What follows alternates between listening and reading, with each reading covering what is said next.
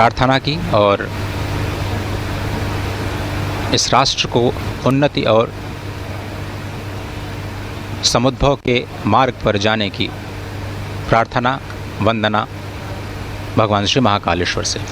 अद्भुत दृश्य और निश्चित तौर से यह अप्रतिम दृश्य माँ भारती का भाल, माँ भारती का ललाट गर्व से और उन्नत हो जाता है जब भारत और भारतीयता की धर्मध्वजा पूरे विश्व में लहराती है।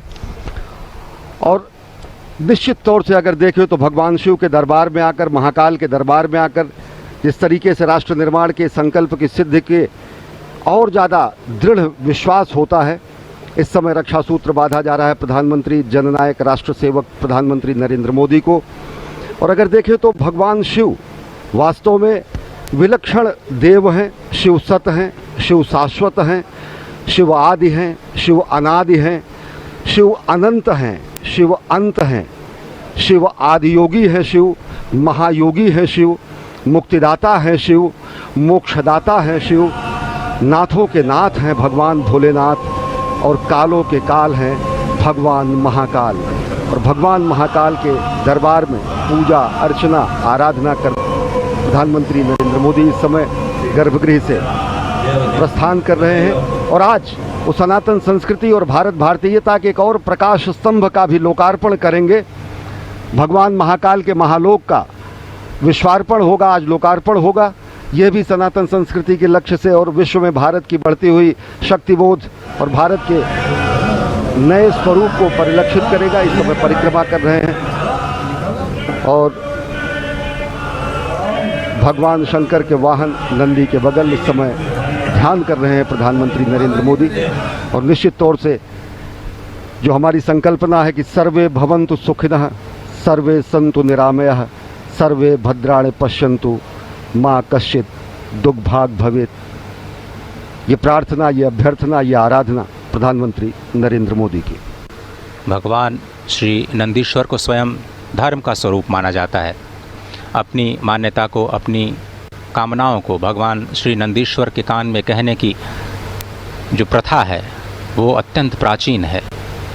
भगवान शिव से कुछ कहना होता है तो भगवान श्री नंदीश्वर का आश्रय लेकर के भक्त उनके कानों में अपनी मनोकामना को कहते हैं और वही ध्यान, वही कामना, वही स्तुति इस वक्त साक्षात धर्म के स्वरूप नंदीश्वर भगवान के समीप बैठ कर के प्रधानमंत्री मोदी कहते हुए। और अनोखा दृश्य देखिए कि भगवान नंदीश्वर, कितना अद्भुत भाग्य है उनका कि वो सदा भगवान शिव के सम्मुख ही रहते हैं।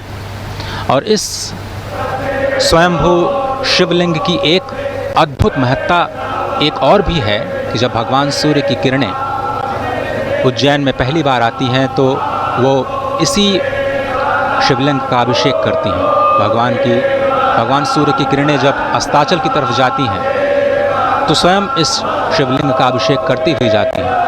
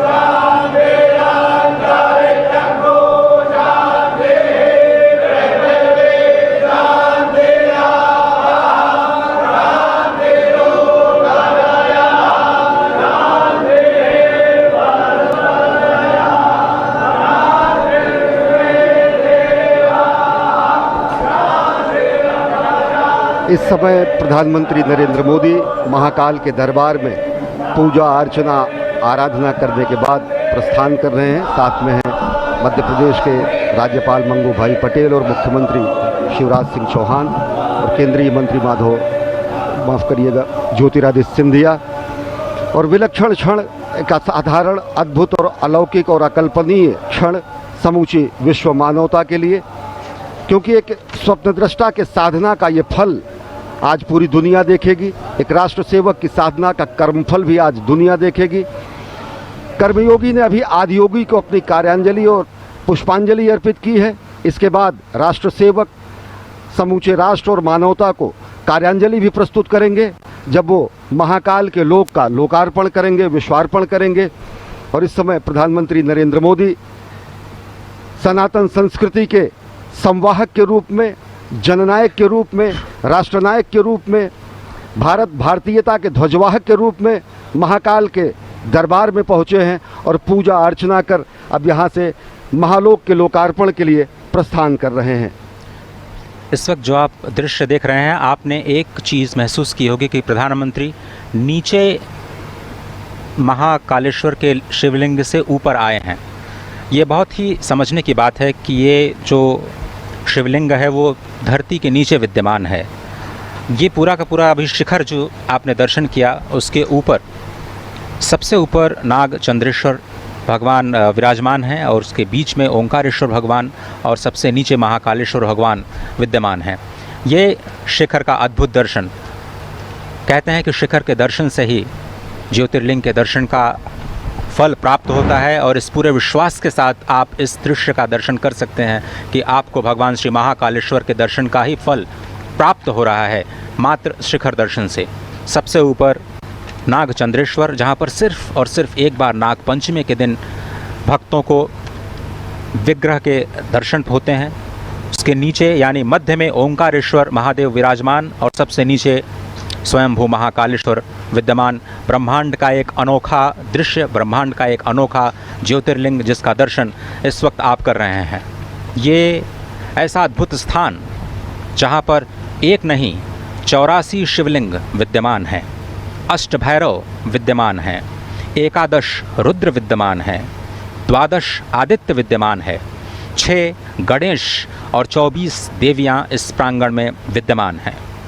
क्षिप्रा, नीलगंगा, नवनदी और गंधवती, ये 4 पुण्य सलिला अत्यंत पवित्र नदियां यहाँ पर विद्यमान हैं। देवमंडल तीर्थ 1 योजन में विस्तार प्राप्त करता है। 1 योजन मतलब समझे आप करीब 12 किलोमीटर की परिधि, इसको कहा जाता है कि ये स्वयंभू ज्योतिर्लिंग का परिधि। ब्रह्मा विष्णु साक्षात यहाँ पर विद्यमान हैं, भगवान शिव तो विद्यमान है ही हैं। भगवान विष्णु कहा जाता है यहाँ पर 10 नामों में से 10 विग्रह के रूप में विद्यमान हैं और स्वयं इस अवंतिका को विष्णुपादा कहा जाता है, यानी भगवान श्री विष्णु के पद चिन्ह के रूप में इसे माना जाता है।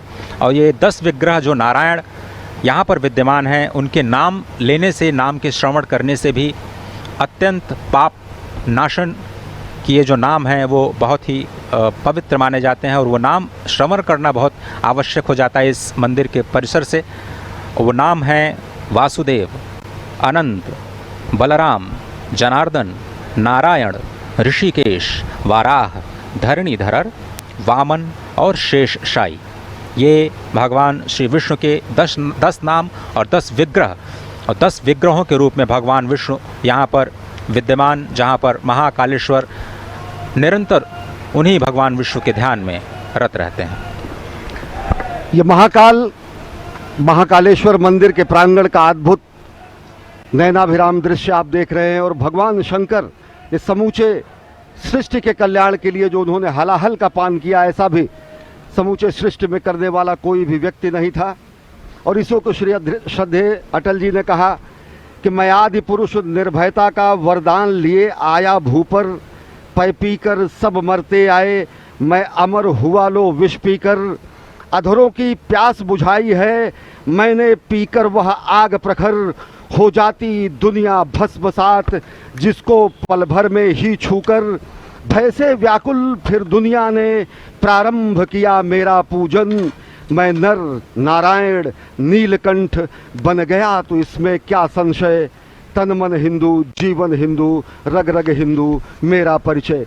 ये सनातन संस्कृति ही है, ये भारत भारतीयता की विशिष्ट पुण्य भूमि है, जिसने विश्व के कल्याण के लिए देवाधिदेव शंकर ने जहाँ पर विषपान किया और जिससे कि विश्व का कल्याण हो सके, विश्व में सृष्टि में लोगों का उत्थान हो सके। और जब विलक्षण ऐसे विश्व के कल्याण के लिए अपने अस्थियों का भी दान करने वाले महापुरुष यहाँ हुए, यहाँ पर अनेकानेक सिद्धांतों का मानवतावाद के संकेंद्र के रूप में अनेक मनीषियों ने अपना जीवन तर्पण कर दिया।